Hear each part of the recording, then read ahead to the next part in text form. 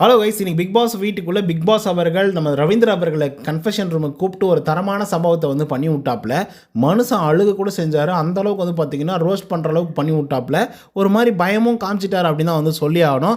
அப்படி என்ன ரவீந்திர அவர்கள் வந்து தப்பு பண்ணாப்புல, பிக் பாஸ் அவர்கள் ஏன் கூட்டு இவ்வளோ தூரம் வந்து ரோஸ்ட் பண்ணி விட்டாப்புல அப்படிங்கிறத பற்றியெல்லாம் இந்த வீடியோவில் முழுசாக பார்க்கலாம். ஸோ இந்த வீடியோக்கு போகிறதுக்கு முன்னாடி நம்மளோட சேனலை சப்ஸ்கிரைப் பண்ணிக்கோங்க. லைக் போடாதவங்க லைக்கை போட்டு வீடியோ பாருங்கள். வாங்க இன்றைய வீடியோக்குள்ள வந்து போகலாம். நேற்றுக்கு வந்து பார்த்திங்கன்னா பிக் பாஸ் வீட்டுக்குள்ளே எக்ஸ் கண்டஸ்டன்ட் எல்லாருமே உள்ளர வந்தாங்க. 8 பேர்.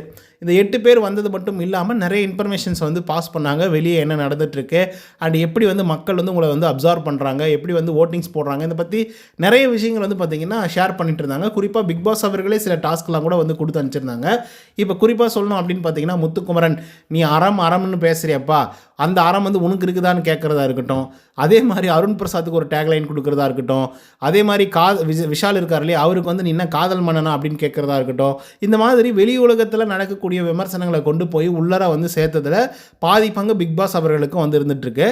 ஆனால் நேற்றுக்கு இரவு வரைக்கும் நிறைய விஷயங்கள் வந்து பார்த்திங்கன்னா பாஸ் பண்ணிட்டாங்க. அது ஒரு லிமிட்டுக்கு அப்புறம் நிறைய போயிட்டே வந்து இருந்துகிட்ருக்கு. அதை வந்து பிக் பாஸ் பார்த்த உடனே பிடிச்சி கண்டிச்சு விட்றாப்புல. இங்கே பாருங்கள், இதுக்கப்புறம் வந்து வெளி உலகத்தில் இருக்கக்கூடிய தகவலெல்லாம் வந்து உள்ளர வந்து சொல்லக்கூடாது அப்படிங்கிற மாதிரி சிவியராக பனிஷ் பண்ணுறாரு.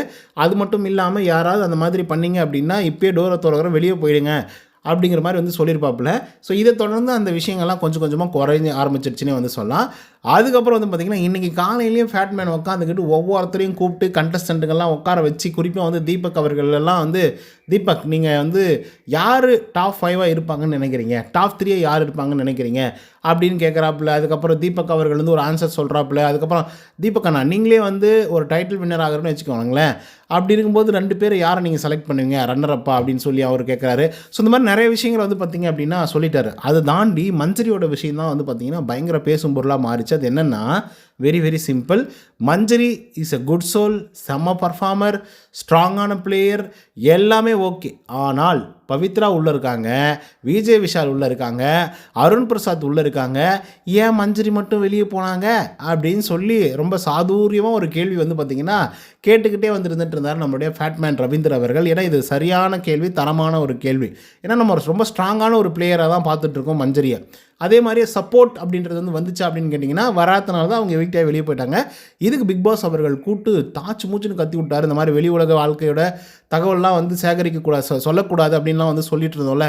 இஷ்டத்துக்கு வந்து பேசிகிட்டு இருக்கீங்க, உங்களுக்கே தெரியும்ல 2 வாரம் தான் இருக்குது. நீங்கள் உங்களை வந்து ப்ரொஜெக்ட் பண்ணிக்கிறதுக்கு பாருங்கள், நீங்கள் உங்களுடைய கேமை ப்ளே பண்ணுறதுக்கு பாருங்கள், அதை விட்டுட்டு இதெல்லாம் வந்து யோசிக்காதீங்க, இதெல்லாம் வந்து சொல்லாதீங்க அப்படிங்கிற மாதிரி வந்து சொல்லிட்டு இருந்தார். பேட்மேன் வேறு ஒரு மாதிரி அதர்ராப்பில் சாரி பிக் பாஸ் அப்படின்றாரு. ஐயோ என்ன இந்த மனுஷன் இப்படி கெஞ்சுறாரு அப்படிங்கிற மாதிரி வந்து இருந்தது. அதுக்கப்புறம் பிக் பாஸ் வந்து கிளியராக ஒரு விஷயத்தை வந்து சொன்னாப்புல, நீங்கள் கூட தான் வந்து 2 வாரம் வந்து இருந்தீங்க. ஸோ 2 வாரம் இருக்கும்போது நீங்கள் கூட தான் ஒரு ஸ்ட்ராங் பிளேயராக இருந்தீங்க. ஆனால் மக்கள் வந்து உங்களை தேர்ந்தெடுத்து ஓட்டிங்ஸ் அப்படிங்கிறது வந்து போடல, நீங்களும் எவிக்டாக வெளியே போயிட்டீங்க. அதனால் இந்த மாதிரிலாம் பேசுகிறதெல்லாம் விட்டுருங்க, மஞ்சள் விஷயத்தெல்லாம் அப்படின்றத சொல்லாமல் சொல்லிட்டு இருக்காரு. ஸோ அதை சொன்ன உடனே 1 வாரம் தானே பிக் பாஸ், நான் 2 வாரம் இல்லை அப்படின்னு சொன்னோன்னே, 1 வாரம் நீங்கள் நிஜத்தில் விளையாடினீங்க, 1 வாரம் என்னுடைய மனசில் விளையாடினீங்க அப்படின்னு சொல்லி பிக் பாஸ் சொன்ன உடனே ரவீந்தருக்கு பொலுன்னு தண்ணி வந்து பயங்கரமாக அழுக ஆரம்பிச்சிடுறாரு.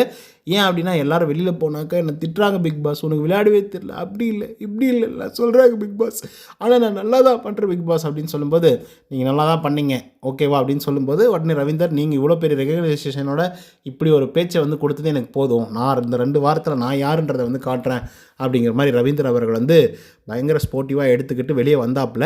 ஸோ இதை தொடர்ந்து என்ன நடக்குது அப்படிங்கிறத பொறுத்து தான் பார்க்கணும். என்னதான் விதிமீறல்கள் வந்து பண்ணாலையும் இந்த சீசனை பொறுத்தவரையிலையும் நிறைய இடங்களில் வந்து பார்த்திங்கன்னா எக்ஸ்கியூஸ் பண்ணி விட்டுறாங்க.